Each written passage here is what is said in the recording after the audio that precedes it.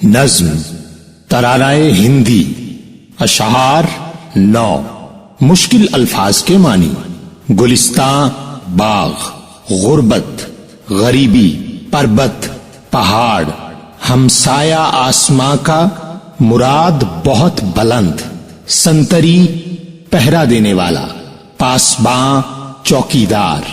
گودی مراد گود رشک جنا جنت کا رشک کرنا آب رود گنگا دریائے گنگا کا پانی کارواں قافلہ بیر رکھنا لڑنا جھگڑنا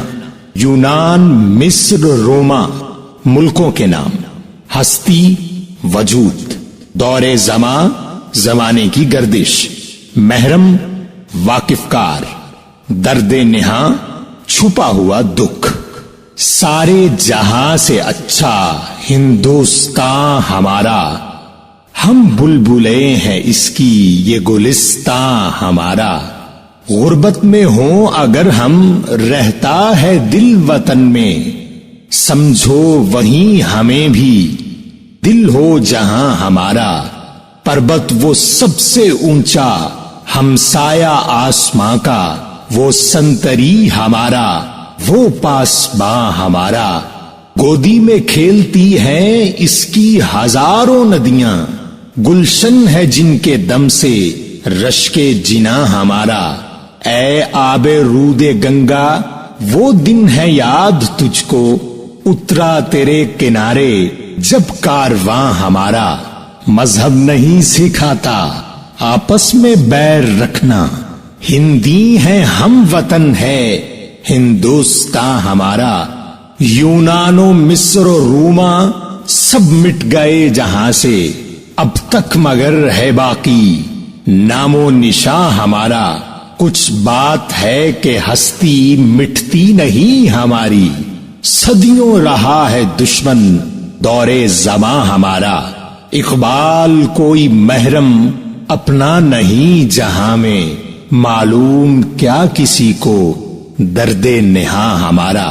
تشریح حضرت علامہ محمد اقبال رحمت اللہ علیہ نے یہ نظم جب بھی لکھی ہے ان اشعار سے صاف ظاہر ہوتا ہے کہ وہ ہندوستان اور یہاں بسنے والے ہر شخص سے خواہ وہ کسی بھی مذہب سے تعلق رکھتا ہو بہت محبت کرتے تھے برٹش راج کے دوران اقبال کی صرف یہ خواہش تھی کہ ہندوستان انگریزوں کی غلامی سے آزاد ہو جائے پہلے شعر میں ہندوستان سے محبت کا اظہار کرتے ہوئے فرماتے ہیں کہ ہمیں فخر ہے کہ ہمارا ہندوستان ساری دنیا سے بہترین ہے اور ہم یہاں کے بسنے والے ہیں اور اگر ہندوستان کو ایک باغ کہا جائے تو یہ بھی غلط نہ ہوگا کہ ہم اس کی بلبلیں اور چہچہاتے پرندے ہیں دوسرے شعر میں ان لوگوں کا تذکرہ کرتے ہوئے فرماتے ہیں کہ جو غریبی کی وجہ سے اپنا ملک چھوڑ کر کسی دوسرے ملک میں مقیم ہیں لیکن ان کے دل ہر حال میں ہندوستان کے ساتھ جڑے ہوئے ہیں فرماتے ہیں کہ ہمیں ہمیشہ وہیں کا کہا جائے جہاں ہمارا دل ہے پھر تیسرے شعر میں فرماتے ہیں کہ ہمارا ہندوستان انتہائی محفوظ ہے کیونکہ ہماری سرحد پر ہمالا کا پہاڑی سلسلہ ہے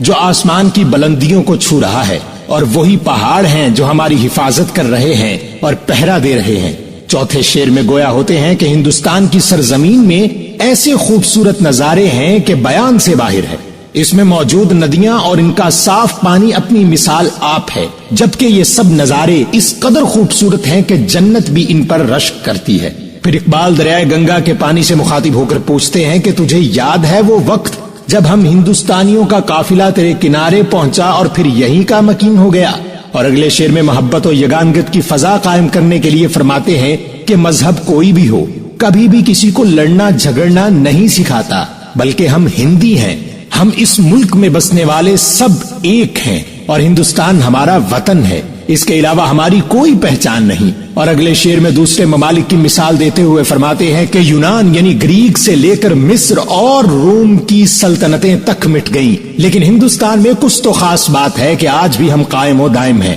حالانکہ زمانہ ہمارا دشمن بنا رہا اور ہم زمانے کی گردشوں کی زد میں رہے لیکن ہم آج بھی زندہ ہیں اور پھر فرماتے ہیں کہ اس دور میں ہمارا ہمراز اور غموں کو سمجھنے والا کوئی نہیں ہے اور یہ ایسا چھپا ہوا دکھ ہے جو میں دکھا نہیں سکتا